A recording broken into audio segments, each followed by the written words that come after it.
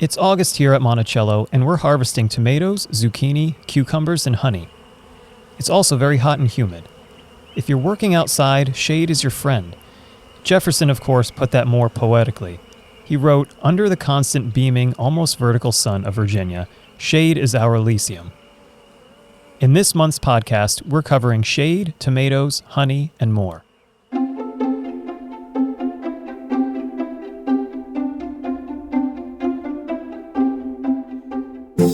This is A Rich Spot of Earth, a podcast about gardening and the natural world. I'm Michael Tricomi, interim manager and curator of historic gardens at Monticello, Thomas Jefferson's home in Albemarle County, Virginia.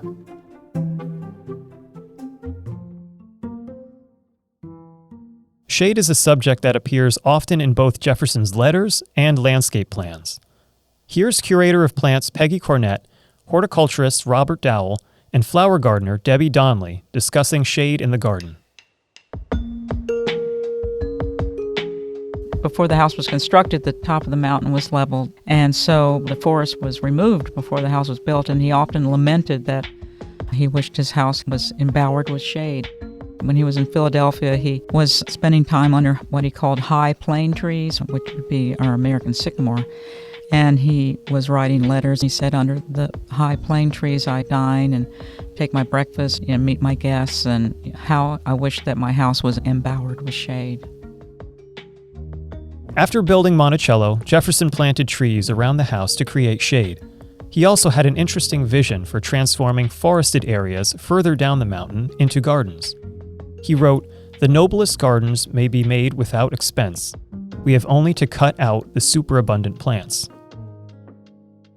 He wanted to maintain shade in his forest setting by clearing out these plants below the trees and limbing the trees up so that you could walk unencumbered through a woodland space. In Virginia, it's at least 10 degrees cooler when you're under the shade of forest trees than being out in the open. He was very aware of the quality of shade. He had honey locusts planted to line this first roundabout road, which is a carriage road at the top of the mountain, because they gave a nice dappled shade. Gleditsia is the genus name for that plant, and like Peggy was saying, it's not a deep, dense shade like a beech or an oak or a maple would cast, but it's a very light shade, in part because of the shape and size of the leaves. They have a pinnately compound leaf, meaning that they have a leaf composed of many leaflets. There are 4 honey locusts planted in the visitor center at Monticello, in the courtyard, and also over at the garden shop area. Nowadays, people love to use honey locust in landscape designs in parking lots because it gives a nice shade for automobiles. The leaflets on the leaves are quite small, and so in the autumn time, they don't produce a lot of street litter. So that's another reason they're used in urban environments. And because they're in the Legumiaceae, the bean family, they are actually nitrogen fixing, so that's another benefit that they can possibly lend to the landscape. In terms of cultivating them, they have a preference for sunny areas. They're very tough, they're very drought tolerant, sun tolerant, they can take heavy clay soils. They're popular for those reasons too. They've developed hybrids that are now thornless, but the native honey locust, they were planted along the first roundabout. We've had to replace some of them, but they do have amazing thorns. Right on the trunk. Yes, trunk, branches, you can't miss them. They're not like little rose prickles. They are significant multi-inch long thorns. They're medieval looking. Yeah. They can not only put your tire up, but they can also put the lawnmower tires out. That was always a problem. Yeah. I just like to imagine Jefferson riding his phaeton under this dappled shade of those trees. The experience of it, I think, is quite a nice image. We have 2 types of lindens around the house. There's the European linden, the little leaf linden, which has a magnificent shape to it. It's very graceful. It's right at the east front as people wait to go in line. It arches up and down, and in fact, some of the branches are even rooting into the ground. They're not a Jefferson period tree, but they've probably been there since the early 1900s. We also have the American linden, which is also called the basswood. The shape is more upright, very tall, a larger leaf, more rounded, but they both have very fragrant flowers. And great for bees, for pollination. The honey is supposed to be very nice from both of them. They're quite glorious. Yeah, they really are nice. We've done a lot to try to protect them because people want to get up under them. We're trying to keep people off the root zone. They've blocked off that, but they can still enjoy the shade. We associate shade with trees, but you can create pockets of shade in your garden with other plants. You can create places for certain plants that need shade. We plant the twin leaf under the rose mallow so that does create shade for the twin leaf, the Jeffersonia diphylla. Even though it's in the full sun area, that rose mallow makes shade for it. You have to think about things like that. If you want ferns, hostas, you have to pay attention to where the sun is coming from and where the shadows will be cast. So it's a number of things to think about. But if you have a blank slate or even an established garden, you can create these little areas to your benefit and pleasure.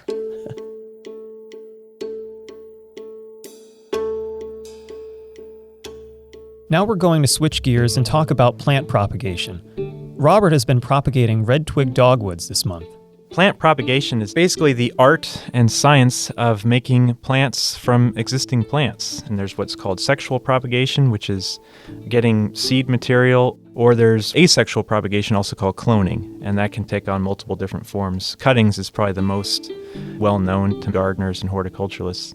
Any plant can be propagated, obviously. It's just a matter of knowing which technique and when to do it. Timing is very critical with propagation. Late spring into summer is softwood cutting season. Any species that can be propagated by softwood cuttings, generally June, July, even into August is the time to do that. When the plant is putting out specific types of vegetation, that tells you what type of cuttings to take. It's the turgidity of the stem, right? The maturity level of the stem. So generally, the way you would define a softwood cutting is that there is a noticeable gradation in leaf size. So if you look at a shoot, if you look at the last 6 inches, you'll see at the base of it the largest and most mature leaves, and as you get towards the tip, it'll be more tender and there'll be smaller leaves there. Whereas a more mature semi-hardwood cutting, which would come on later in the season, you would see a more even gradation of leaf size. The beauty of different plants is that you can propagate them by different ways, different times of the year. Any woody plant can produce softwood cuttings or hardwood cuttings, or depending on what stage of growth that plant happens to be in. So if you take the red twig dogwood that I was working with today, this time of year it's flushing out and it's growing, so it's producing those softwood cuttings that I can harvest. If I was to come back to that plant in November or December, it would be leafless, and those would be hardwood cuttings. It would be hardened, mature wood from that season that I would then be working with. So if you miss the window, certain times of the year, you might have a second chance at it. At CHP, we're working on propagating a lot of roses. And last month, and also back in May, we took a lot of softwood cuttings because that was the window for roses. And we've had limited success. We had a mist system that went down for a few days, and that kind of cooked them a little bit. But we can revisit that project in the autumn and the winter with hardwood cuttings from the same plants if they have the material that we can harvest from. Figs are another example of that. At CHP, we typically will propagate figs via hardwood cuttings in autumn into winter. The issue with figs is that they have big leaves. The advantage of the hardwood cuttings is that they're leafless and they won't dry out. When you harvest softwood cuttings, a very critical thing to remember is that that is a living leafy tissue that can dry out very quickly. So you want to keep it in a cool, moist environment. Here are some propagation techniques, tips, and tricks. Some species are very easy and some species are more difficult. One species that's, at least as far as the woodies are concerned, very easy to propagate is willow. You can literally just take a cutting off a willow and stick it in the ground and it will become a new plant as long as you keep the ground moist. And apparently red twig dogwood is similar. I've heard stories of people sticking red twigs in planters for winter decorations, and in the following spring they realized that what they stuck in the planter actually turned into a rooted plant. I've even had that happen with boxwood. I cut boxwood and stick it in a pot just in soil just for winter interest, and then by spring sometimes they are rooted. That's great. Generally you're looking for something that's between 4 to 6 inches long and it will have multiple nodes. So you want several of those nodes on your cuttings. A node is just a point of growth where new buds will emerge. Generally, you want to stick them as the technique. You're actually inserting your cuttings into the growing media you intend to use. You want to do that as soon as possible. But if you have to wait a day or two, you want to store them in the refrigerator, cool and moist. And then when you are ready to stick them, then you would trim the leaves off, leaving a few leaves because that'll help feed the cutting over time, but not too many leaves that would pull up too much water and make the cutting dry out. You would use a rooting hormone. If it was a more difficult to root cutting, you generally need a higher concentration of whatever rooting chemical you're using. And that can either be in like a talcum powder or a liquid formulation. Propagators have figured all sorts of unique ways to propagate these things. And then you insert them in generally a coarse draining media. A perlite-based media is often best, or sand. You keep them warm and moist and not too sunny because that'll cause them to dry out. And if they're well-behaved little cuttings, they'll give you roots in a period of time. The home gardener can create their own little greenhouse with a plastic bag. Yeah, it can be very low-tech. A former nursery manager used to use I think it was Heinz cat litter to root the roses, and he had great success. Because the cutting, it's very vulnerable to rot. I once worked for a propagator, and he said whenever you take a cutting and you stick it in rooting media, it's going to do one of two things. It's either going to root or it's going to rot. You want to push the scale towards the root end, and the way you do that is you maintain a very delicate balance of moisture and air. I even had a friend that propagated roses in potatoes. Yeah, I've heard of that too. They just stick the cutting into a potato because it has nice moisture. Your home gardener can try these things. Let's hear from some recent Monticello visitors, and then we'll talk about vegetables. Hi, this is Marie from Charlottesville. I like coming to Monticello because we walk the trail from the bottom all the way to the house.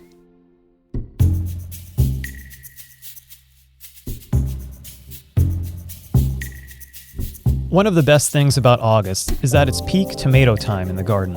After months of planting, watering, and pruning, we can finally harvest the tomatoes. Recently, our farm associate, Anna Lobianco Sims, sat down with me and Peggy to talk about tomatoes. We use the tomatoes she grows to make the hot sauce and Bloody Mary mix we sell in our shop. This year, we're also developing salsa. We've pulled about 50 pounds of tomatoes this year so far. They're going to the salsa. That's good. That's very good. I got a lot of my cherry tomatoes in very first, and they're also the first things that ripen. They asked for more aromas than anything. We mixed in some Amish paste, some glacier, tried to get a good balance of like really juicy varieties and also more of those meatier varieties as well. We have Amish paste as well. I prefer the Amish paste because this year they're huge. Compared to the Roma and the San Marzano especially, you could probably put 5 San Marzano into one Amish paste.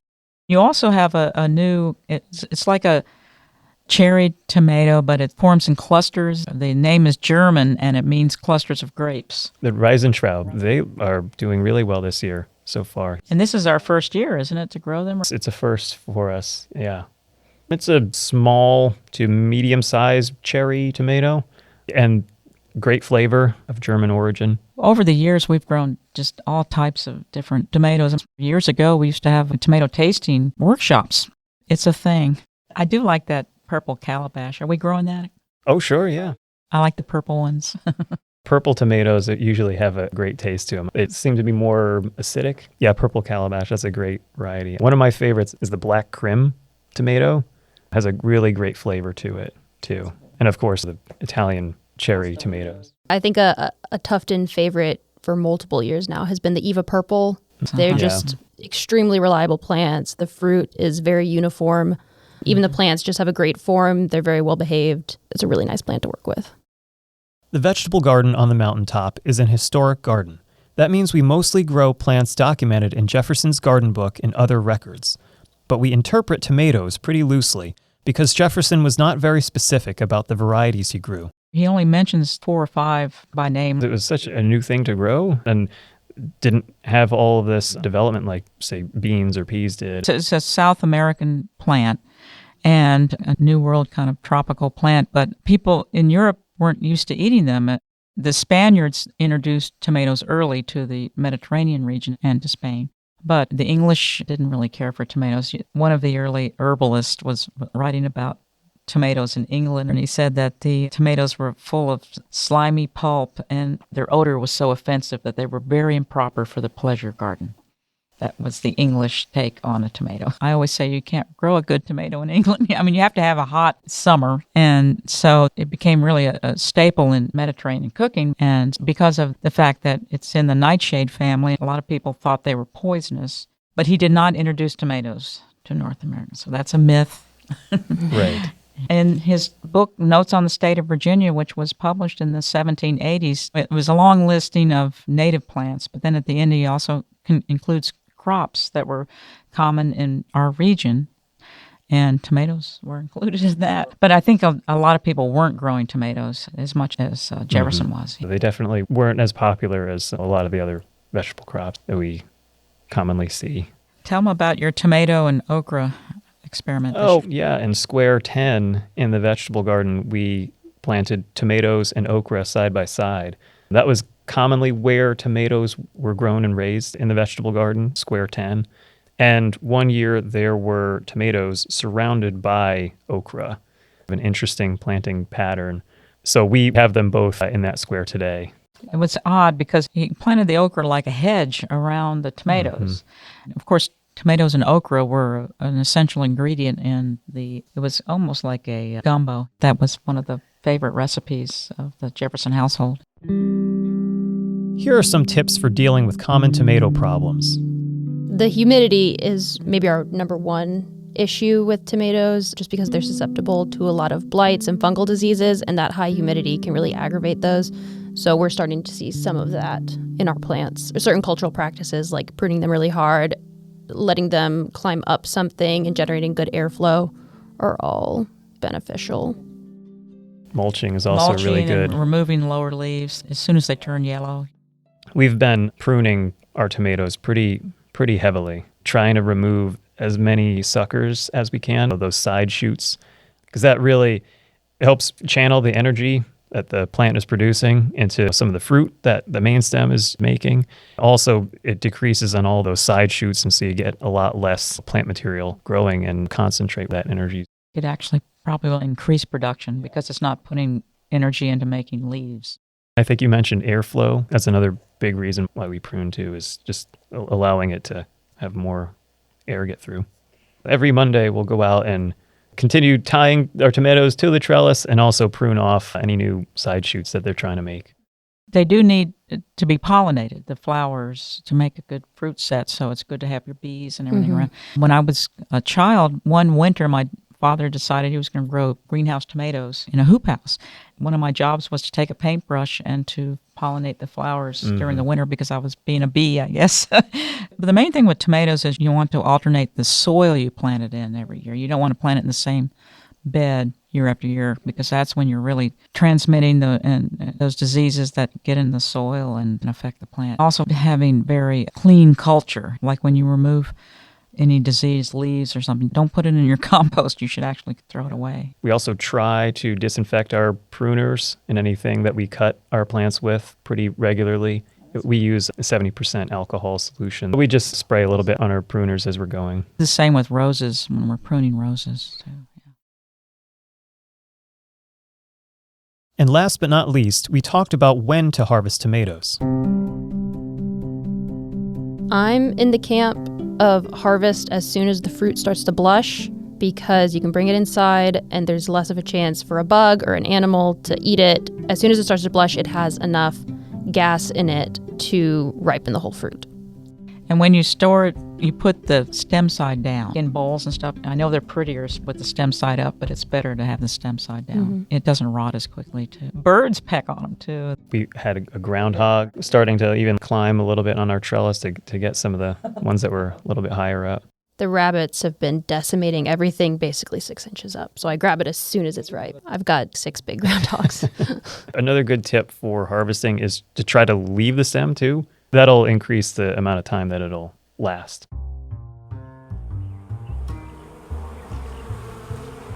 Anna manages our beehives at Monticello.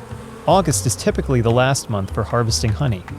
As soon as the honey super, which is just the box that goes on the top of the hive, which is where they put the majority of their honey, once it starts getting filled out, you can put another one on top, and then they'll just move to the next one.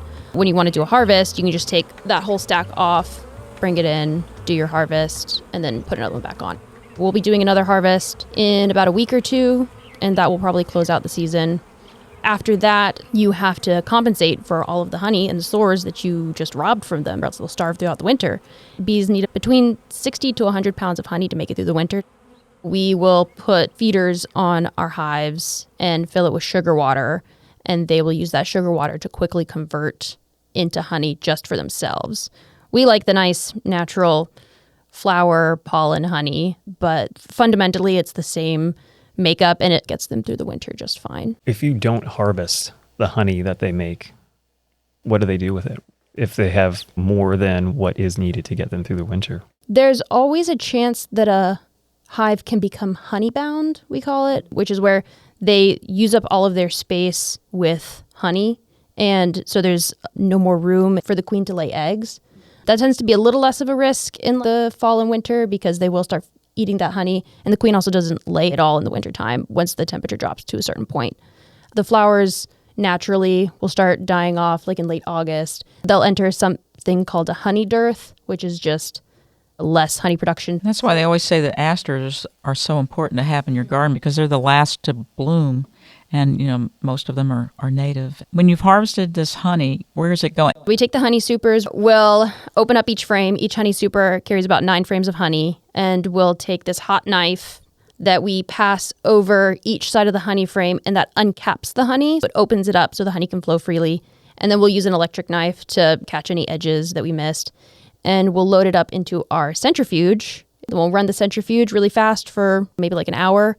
And it will spin out all the honey from the cells, and it'll drain to the bottom, and we use a little spout. It's an extremely sticky process. It's centrifuged down, it comes out in a little spout. And what kind of container? And then where does it go? We have 5-gallon food-grade buckets that we just fill it up into, lift it up into 4 to 5 gallons. They can be really heavy. I think it's 12 pounds to a gallon. And then we ship them off to the distribution center. We'll also give them any of the wax cappings that we catch when we trim off. They'll use it to extract beeswax and use for the products as well.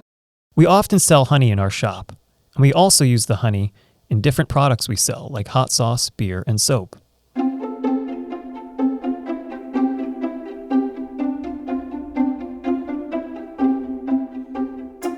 That's it for August. Stay cool, enjoy some fresh tomatoes, and we'll see you next month.